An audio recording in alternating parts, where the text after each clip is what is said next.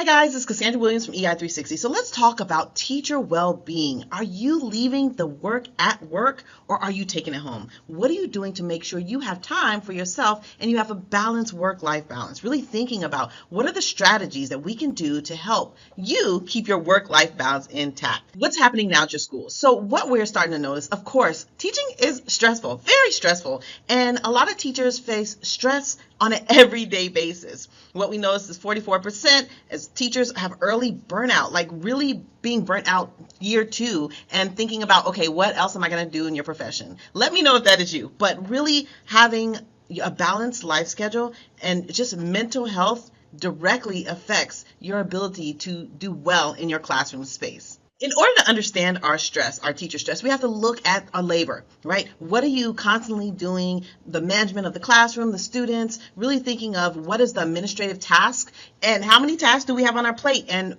is it okay to say no? What does the paperwork look like? How many grades you're putting in? And then our systematic challenges, really thinking about with our limited resources, what does that force us to do and force us to stress over on an everyday basis? Now, management is a huge part of this. Thinking of what are you doing to effectively plan your schedule and plan your time. Like what templates are you using so you don't have to always create the thing? And then what reusable resource are you sharing with your other teachers so all of you do not have to recreate maybe the lesson plan or the lesson? Thinking of smart grading, how can you automate some of your grading techniques? So whether students are peer reviewing, students are grading other people's paper, you select which ones will go in the grade book based on student choice, really thinking of so you can maximize your time with your students. And then what are your classroom routines? So when they're leaving the classroom, you are not cleaning up the classroom yourself. They are taking ownership of cleaning up the classroom, setting the date for the next day, organizing, or even some schools, some classrooms can really run themselves without the teacher. So if you can have a functional classroom that runs itself without you, you are spot on.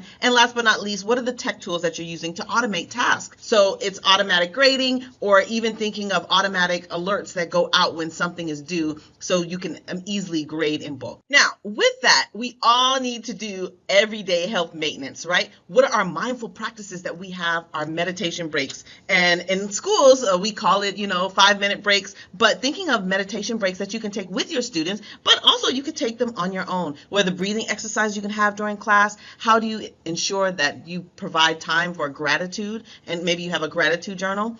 Being able to say kind words to yourself. I mean, one of the things I used to just say was like, oh, that didn't go well, but just thinking, how can I have done that better? Or meh, don't worry, I'll fix it later. Or, just thinking of, okay, it didn't work out, but I'm like, okay, what if it does work out? Really having a change in mind frame, celebrating your small wins, whether you tell the class or whether you have a private celebration to win or take yourself out to lunch, take yourself out to get a pop during your lunch, really thinking about what are you doing to celebrate and mark those wins. And then practice positive self-talk, being able to say positive things. And then what are we doing to prevent burnout?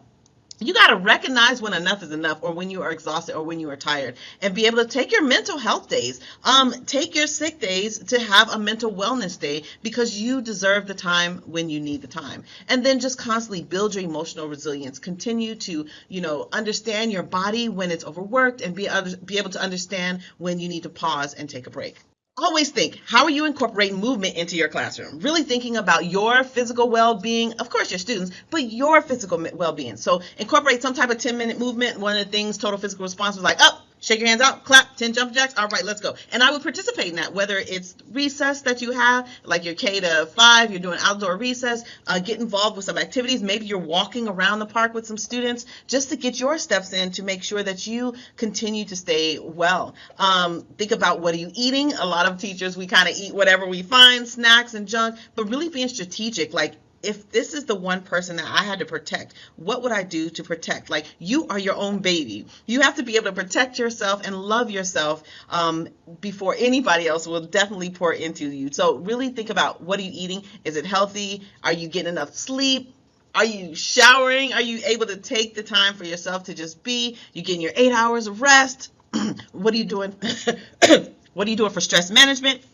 Thinking about, okay, I always get a massage the first of the month, right? Making that a routine. What is your therapy for yourself to make sure you can show up with your best you? Now, who are you getting to support with this, right? What are your professional support systems? Maybe you have teachers at the school that will cheer you on or will walk with you around the school at the beginning of every day, thinking of your grade level peers, or sometimes your students will support your journey. So how do you keep people involved and abreast of the things that you're doing for self-care? Mentorship is crucial. How are you connecting with others? How are you connecting with leadership? Just to let them know that, hey, I know you want me on this project, but I have something else planned, or I just can't do it at this time. I'm overwhelmed. And just letting principals know, they will definitely give you the benefit of the doubt and the support you need, because they want you to show up and be well. And then thinking of how are you engaging at the work? What are some wellness programs?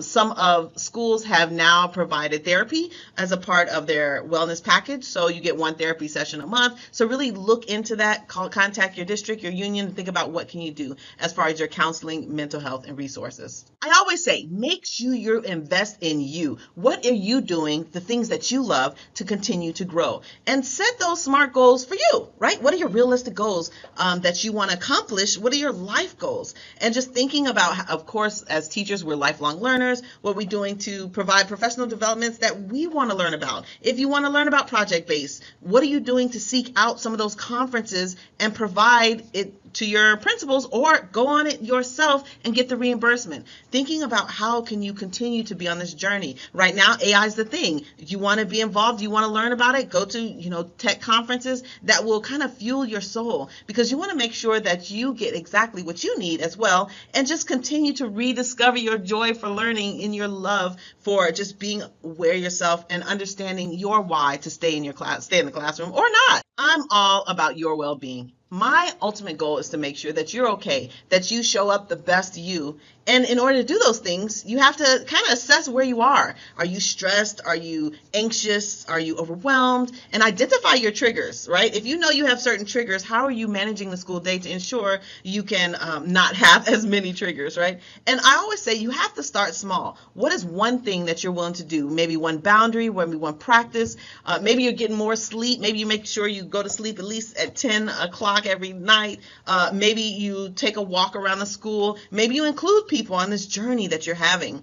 And then sometimes when you tell people, they too will want to make this a part of who they are, right? This wellness, teacher burnout is real. So this wellness thing is something we all love and we all need and we all want to be a part of. And then how do we track our progress? So I did this one thing. So now I've incorporated going to bed every day at 10 o'clock. Now I'm going to incorporate creating healthy snacks throughout the day, or pre-pack my lunches. Thinking of what are you doing to make little implementations throughout the week to ensure that you continue on this healthy journey.